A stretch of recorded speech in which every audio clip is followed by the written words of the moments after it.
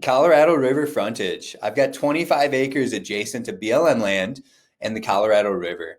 This is in Beque, Colorado. So it's right in the canyon. I'm going to walk through this video. My name is Miles McLaughlin here at Wilco Land. What we do is we buy and sell raw land. I've got another 120 acre out in Mesa County if you are interested. So take a peek at the homepage. But if you're interested in some riverfront property, this is a really fun recreational piece of land. We sell a lot of these properties and they sell pretty well.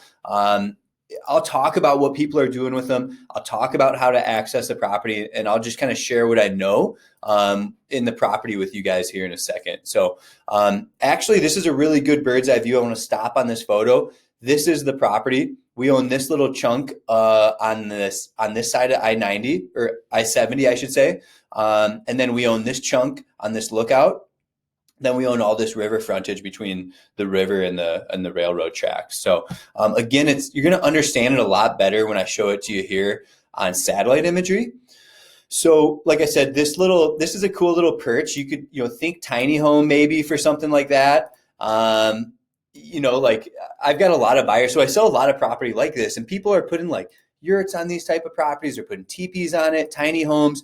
They're finding creative ways to use these recreational land investments. And why would you buy something like that? Because it's going to cost you $500,000 or $250,000 to buy something with a gravel driveway, a site ready to build on, traditionally built, put a septic in, put a well in. I mean, probably $500,000 to be on the Colorado River, if not more.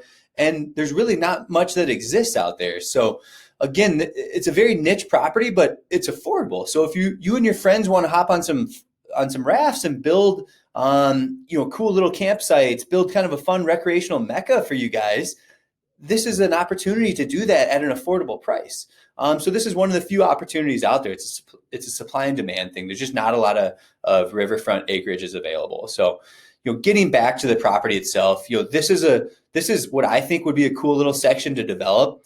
You could potentially build a home back here. I mean, in all honesty, you'd have to come in through BLM land, maybe work with BLM on some sort of easement to get like machinery back here for a traditional build, or you're just kind of romping it in. You're off-roading, you're mule packing it, whatever it may be. It's a project. You and the friends are going out there to go develop something on this property, right? And so, like I said, we're about 1.5 acres of land right here.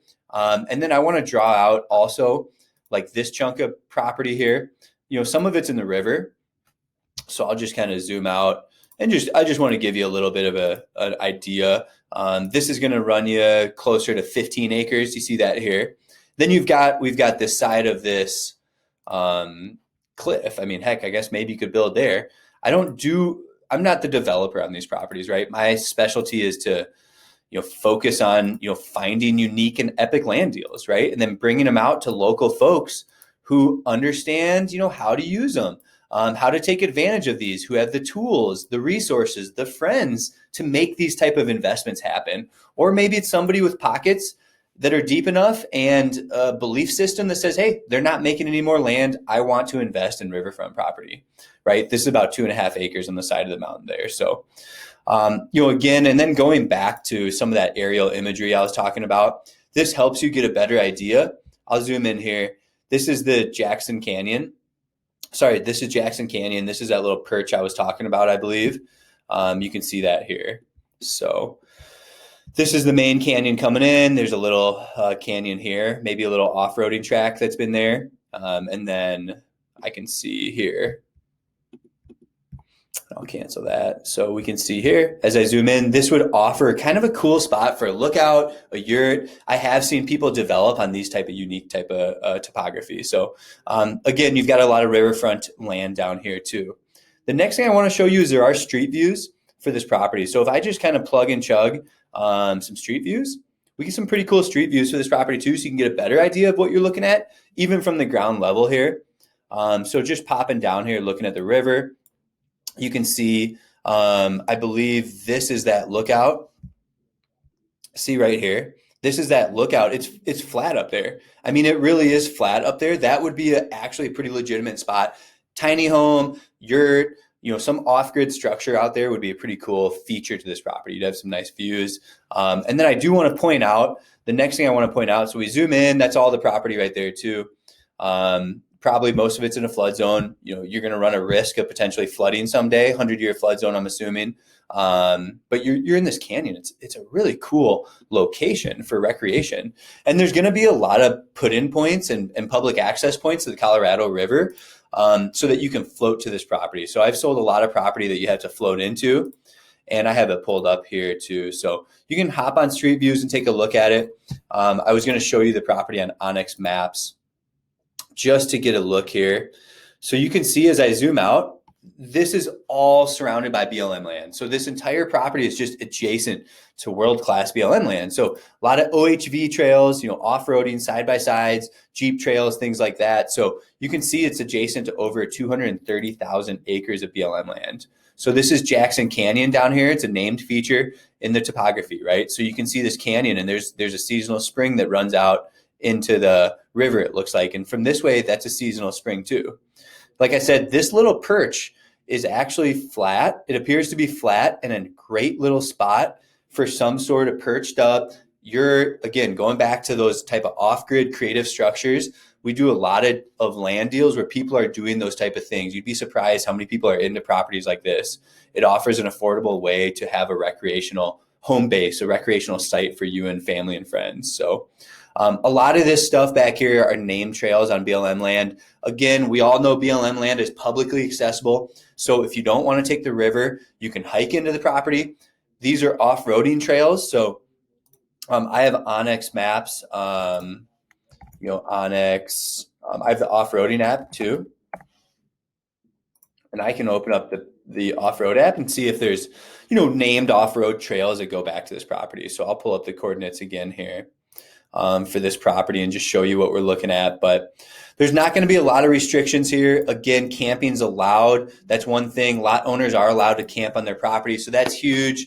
The land's off-grid and developed. So there's not going to be a lot that prevents you from doing much with this property. You're probably looking at off-grid, unpermitted structures anyway. When it comes to permits, and zoning, take a peek at the zoning website here. The majority of things you're doing probably won't require a permit. Like I said, you're going to be under the minimum square footage needed to build. We do offer a self-service product here at Wilco. So I do ask all of our customers, you got to go out and do your own due diligence. You got to make sure this property is the right fit for you, right? I'm buying property that's going to be, different than I'm buying property for a different reason than why somebody else might be buying property. So again, keep that in mind. Everybody's buying for a different reason. I just got Onyx off-road to load. These are all off-roading trails that get really close to the property. It looks like there's nothing dedicated that go back into the property. So, you're going to get really close with OHV trails. You can contact BLM and talk to them. Hey, would you guys allow us to ride in here? And I don't know all the restrictions. Maybe it doesn't matter. Maybe you can just go off-roading in your side-by-side in your ATV or whatever and go access this property from anywhere throughout the BLM land. I don't know the regulations on that, so I don't want to speak. I don't want to speak on that right now. I know you can take these marked trails, but when it comes to motorized vehicles off that, check in with BLM land. I know BLM land is pretty wild. There's not many restrictions, I should say. It's not Wild West. There's not many restrictions. So I would assume you can veer off course and take, some sort of motor vehicle down to this property. You do have the railroad track running here.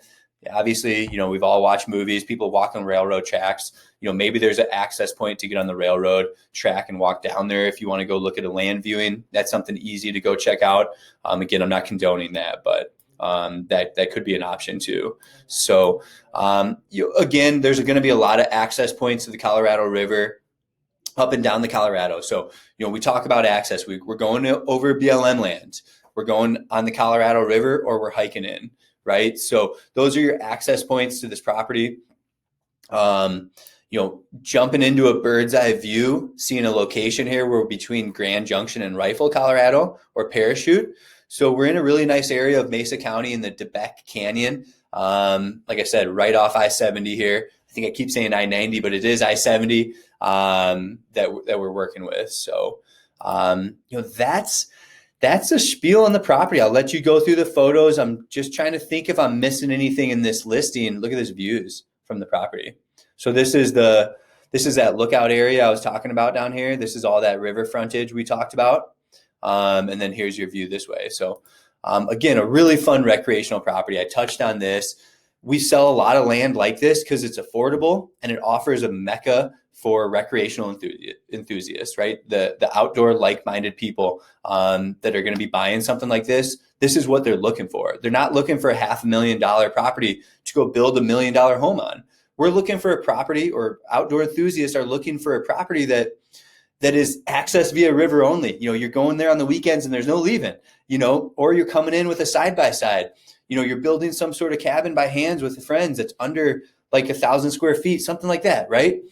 This is that lookout I was talking about that would be part of the property. And that to me is the best, is a great chunk of land to potentially build, store things on. And then you've got all this river frontage right here that allows you to recreate, camp, and have make memories out there with friends and family. So again, I don't know how much is out there, but owning Colorado River frontage is a rare asset. I mean, that's a major draw here to this property. And so again, our model is self-service. I do want to make that known. We do offer a self-service business model. So you're looking at using GPS coordinates to go access the property.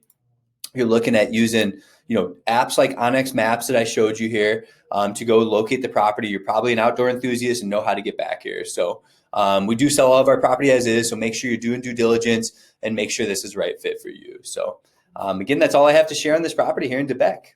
Call us if you have questions. There's more listings on the homepage. As I mentioned, I do have 120 acres out here in Mesa County as well. Thanks for tuning in.